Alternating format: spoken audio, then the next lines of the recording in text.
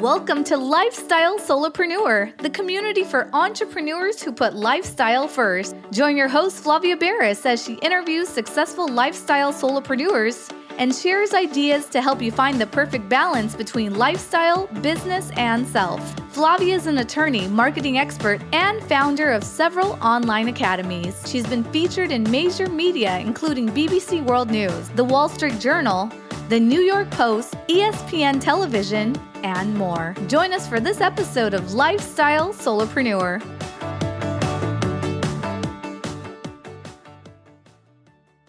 Hey, Lifestyle Solopreneurs. Today we get to speak with Molly Ruland. She is the CEO and founder of Heartcast Media. It is a digital content agency focused on personal branding for founders, brands, and attorneys. She specializes in producing high-quality branded podcasts for businesses that want to generate revenue and create strategic relationships through podcasting. Welcome to the show, Molly.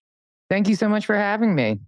It's great to have you. And it's funny, right? Because you're on a podcast. We're going to talk about podcasts and it's all being listened to by podcast listeners. So it's very podcast centric. We have all kinds of guests here on the show, entrepreneurs from all walks of life, all kinds of different ways to earn an income here on our planet from far and wide. So tell us a little bit. First of all, I'm fascinated by where you're based because I think that is the ultimate sort of lifestyle, nomadic.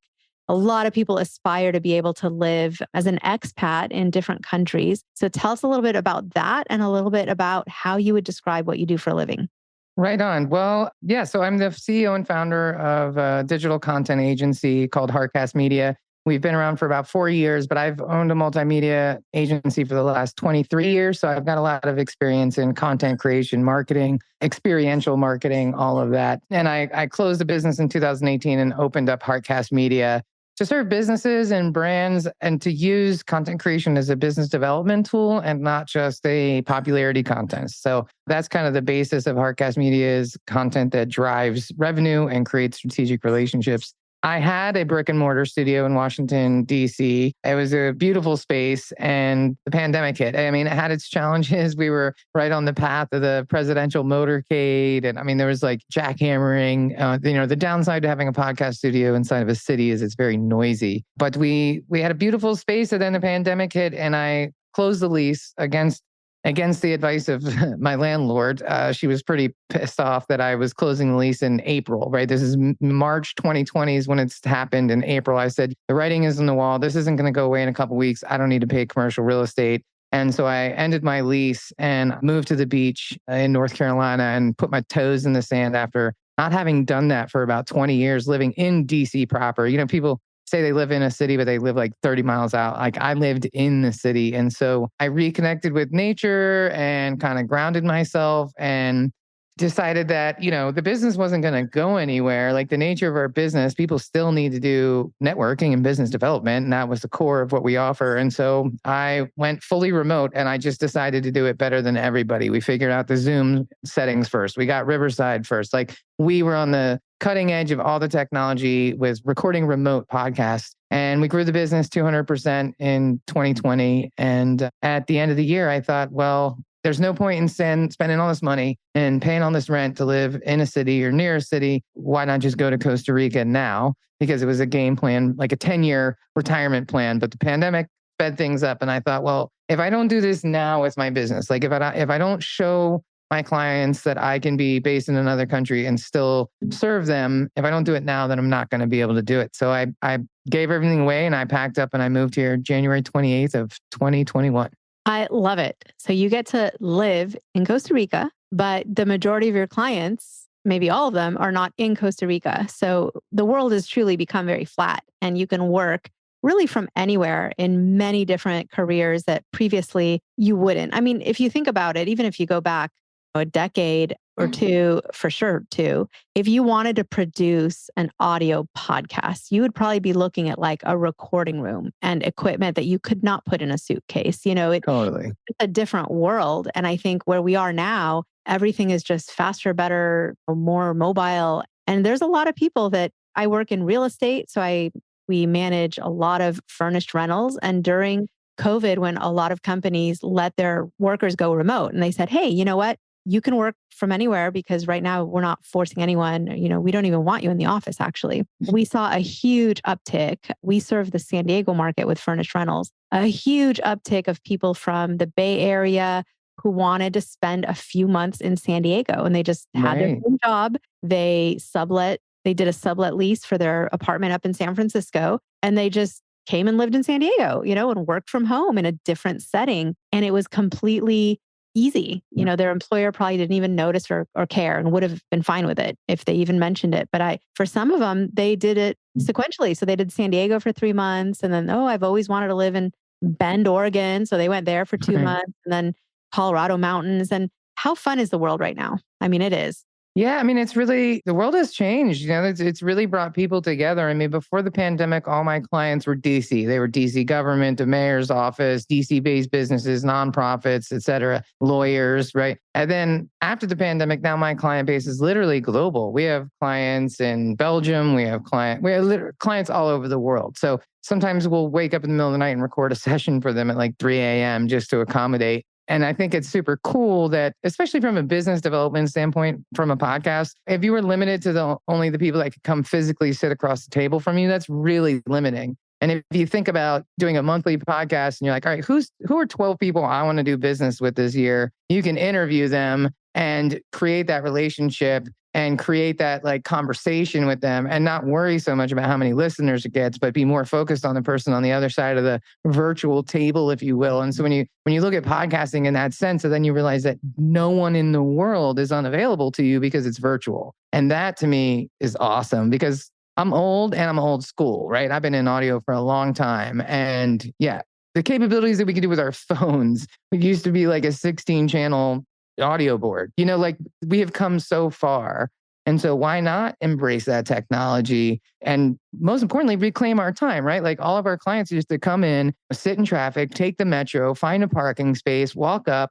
To come do a half an hour podcast with us actually took 2 hours out of their day, which meant that they're going to do 2 hours extra work later that night. And so being able to just sit in front of your computer and turn on the camera or the microphone and have a really great podcast interview and not leave your living room, I think that's awesome. So there are a lot of people listening right now who love podcasts. I mean, that's why they're listening to this podcast. It's a medium that they enjoy listening to. Maybe it's keeping them company on a run or on a long commute. And so not everybody listening has their own podcast, but they might be an entrepreneur. So speak to those people. Why should they consider adding a podcast as one of their businesses' public-facing outreach and one of the services they offer to the public? For sure. So I think a lot of times with a branded podcast, right? That's what it's essentially called, content marketing.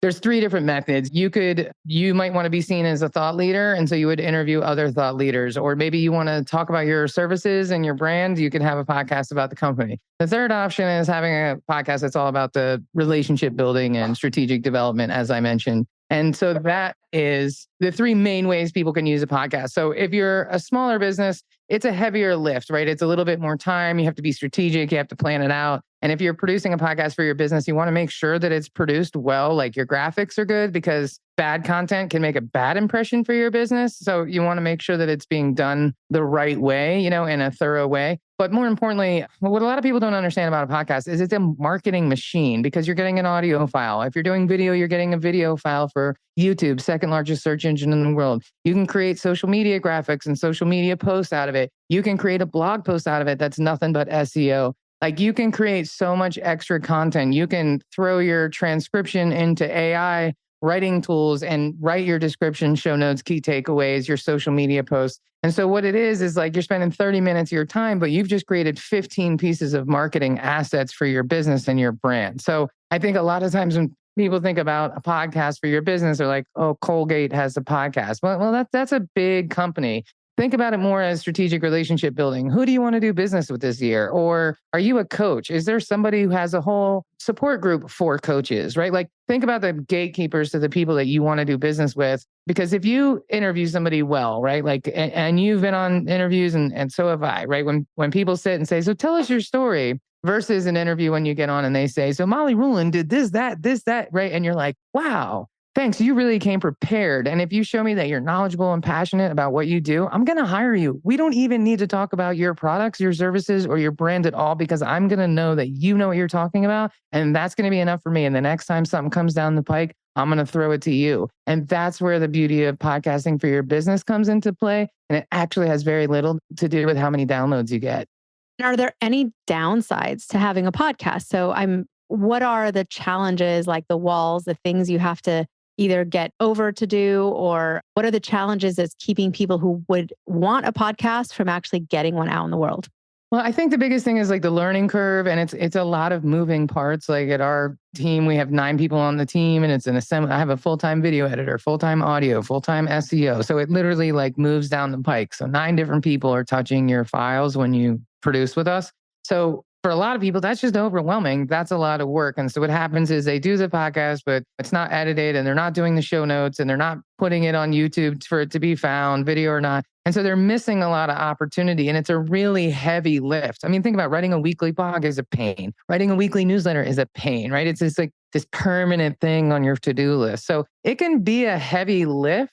However, you can also record in seasons. You can do 12 episodes and drop them like a Netflix thing. You have a lot of options. Now, I would say for a lot of companies, starting a podcast is not a good idea because it is a longer, heavier lift. However, going on other people's podcasts is the cheat code. If you see value in that medium, then that is a great way. It's a lot more cost effective. You have less control over the content and what it looks like, but it's a lot more cost effective than producing it yourself. So if you really want to get in on that, you could go on an aggressive podcast guesting campaign for 6 months. And I guarantee you that would move the needle on your business, as long as you're constantly talking about your business and reminding people of what it is you do, and not just going on podcasts to talk about your childhood. And don't get me wrong, that has value too, but you're not going to hire me because I'm talking about my childhood. I don't think anyway.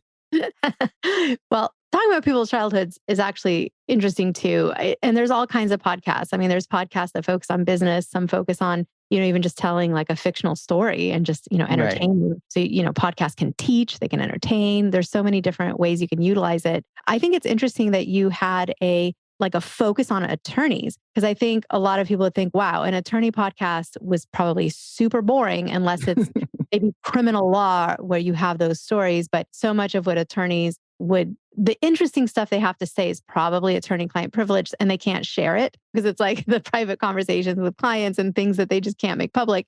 But so when and how did you focus on attorneys? Like how big of a percentage of your clients are attorneys? And I don't know if you know this, my listeners do. I am also an attorney. And so I'm curious to see how podcasting has benefited your attorney clients and really how that came about as a niche that needed that kind of a public voice. Absolutely. Well, we do multiple podcasts for one of the largest and oldest law firms in Washington, D.C. And they have one about taxes. They have one about compliance that's in Spanish. And they have another one about sanctions. And it is relatively boring, right? Like when I'm listening, I'm like, I have no idea what they're talking about, but I understand some of this, right? And so I've learned a good bit. But what it did is it solidified, like the sanctions guys, it's called embargoed, right? It solidified them as experts in the industry. And so they're getting speaking engagements, they're picking up new clients, they're being brought in on deals because people are able to listen to that and go, wow, these guys really know what they're talking about. And especially in a pandemic when people weren't able to travel to go to those networking things and conventions,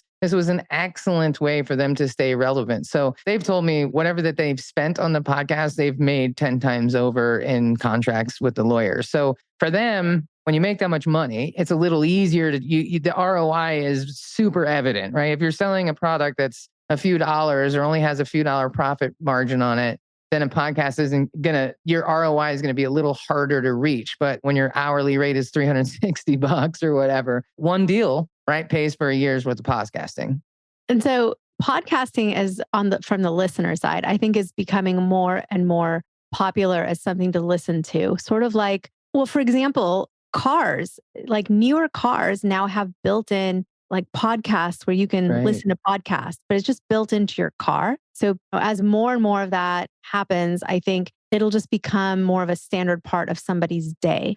I'm curious to see when gyms are going to start having podcasts just in the equipment. Like if you get on a treadmill, Maybe they will Right. have a feed and it'll be like, would you like to listen to a podcast? Bluetooth in your, whatever is your headphones you're using, let us Bluetooth connect and here's some podcasts. That I haven't seen yet, but I know that the cars, and my car doesn't have this, but some of them do. I'm sure the newer cars all have, just look like the Jetsons episode compared to what we had in cars a couple decades ago. So do you see podcasts as like growing? Do you think the market share, like the number of listeners in total is going to grow exponentially in the coming years? I think so because the data is there, like the Edison report and the share of ear. The data is there. It's growing exponentially every single year. Podcast ad revenue is growing significantly. People are saying that they actually do buy stuff when they hear ads on podcasts for it. So I don't see it go anywhere, which is why Spotify spent $850 billion on buying podcast companies in the last 4 years, which they have admitted that they probably shouldn't have done. But they didn't buy it because of podcasts. They bought it because of the advertising, right? And so I think the way we're headed is that people are kind of sick of tweets. Like with cancel culture and everybody being so divided, it's really important to hear somebody's voice and feel connected to somebody and have longer conversations, even if you're just listening to them. And so from a lifestyle like podcast, there's a real connective tissue there. And I think that especially in this day and age when everybody's a little lonely, right? The pandemic really shook things up. And so having that voice in your house, or that friendly voice that you like, that familiar voice, I think that has a lot of value. And from a content marketing standpoint, heading into a recession where people are pulling back on ad spend, content marketing is going to be the buzzword of 2023 and probably 24. Is how can you get your attention arbitrage through content creation versus paid advertising. So I don't see podcasting going anywhere. I hope to see it improve a little bit. I hope to see more podcasters take it seriously, like buying microphones and editing their content so it sounds good and doing things like that. But I think if you do want to have a podcast, the numbers are crazy. I think you need like 120 downloads to be in the top 20% of per episode to be in the top 20% of podcasters. So even though there's 9 million podcasts, there's only like, I think 18% of them are active. So it's a very small audience. And I think that for every person that shows up and gets an account on Anchor and does one episode and never comes back again, I think that's just a normal churn and burn. I think every quarter more businesses are recognizing the value in branded content, especially through podcasting. And I think that's going to be the new normal way that people communicate with the brands they love. You have a couple of stories just from your own clients, like what they, maybe a success story or just something that happened that was maybe unexpected. But what are some stories that you like to tell about some of your clients and their experience with diving into the world of podcasts?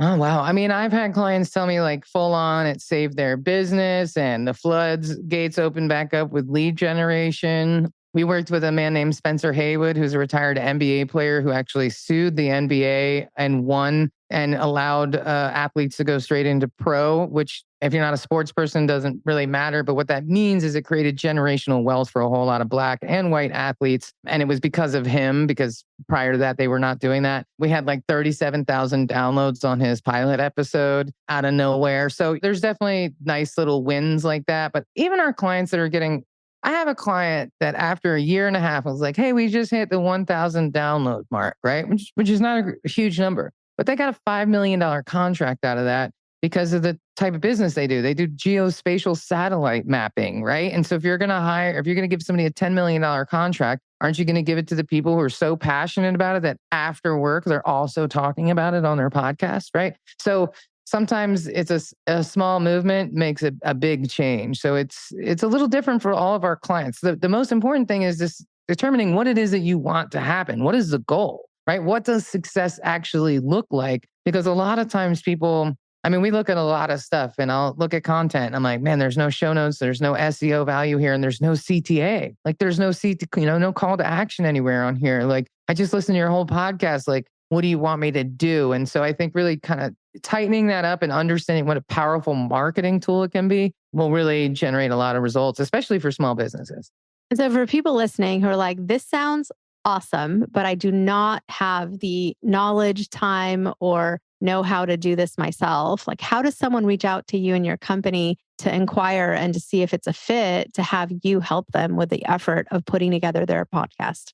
For sure. Well, our website's the best place to go. I'm very proud of it. It's heartcastmedia.com. We have contact forms everywhere on there. We do podcast production, podcast booking. We record audiobooks. We build websites. And then we also do short form video as well. So SEO and search volume optimized short form video for social media platforms. So it's kind of all the same bag. But what we like to do is work with clients on 3-month sprints. So let's get you on a bunch of podcasts for 3 months. And then when that's done, why don't we do short form video for 3 months? And when that's done, whatever. A lot of times people need a website first, admittedly. But if you're not ready to step up to like a Heartcast Media, right, which is totally okay, you can also hire like podcast managers who will do that for you relatively inexpensively if you're really serious about it. So you have some options. I think if you're producing a podcast for your business, it should be professionally produced. My mom always said you don't get a second chance to make a good first impression. You can certainly lock in a bad first impression a second time, but you don't get a second chance to fix it. So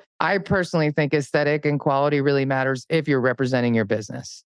Well said. Molly, it has been great to chat with you. I hope that this episode has inspired some non-podcast hosting folks to consider adding a podcast to their business. It's something that I can say from experience is really fun, and you get to meet great people, and you really do get to reach people that might not otherwise have heard of you or your brand or your mission. And so it's a nice way to amplify your own voice as well as the voice of your guests and people that you feature on the podcast. So thank you, Molly, for allowing me to have you on this podcast. Again, it's fun to be on a podcast talking about podcasts, because normally we talk about all other kinds of businesses. You are actually, I think, the first guest whose business is podcasts. So again, thank you for being on the show today. Thank you so much for having me, Flavia. It's really nice to be seen and heard and to get the opportunity. So thank you. Guess what, lifestyle solopreneurs? If you don't yet have an online business earning you enough passive income to live the life of your dreams, I'd like to suggest you consider trying out Kajabi. Kajabi is an all-in-one solution where you can create and teach online courses, publish a paid newsletter, launch a free or paid podcast, process payments, build one-on-one coaching portals for your clients, and much, much more. I personally use Kajabi to power numerous successful and profitable online businesses. Lifestyle solopreneurs, there's a free trial of Kajabi waiting for you at this link, www.kfreetrial.com. You can try Kajabi for free, no obligation, by going to www.kfreetrial.com. Again, kfreetrial.com, and that K stands for Kajabi. Starting an online business helped me break free from that corporate grind, and I hope it does the same for you. You have nothing to lose and absolutely everything to gain. Thanks so much for tuning in today. Don't forget to subscribe to the show, and see you next time.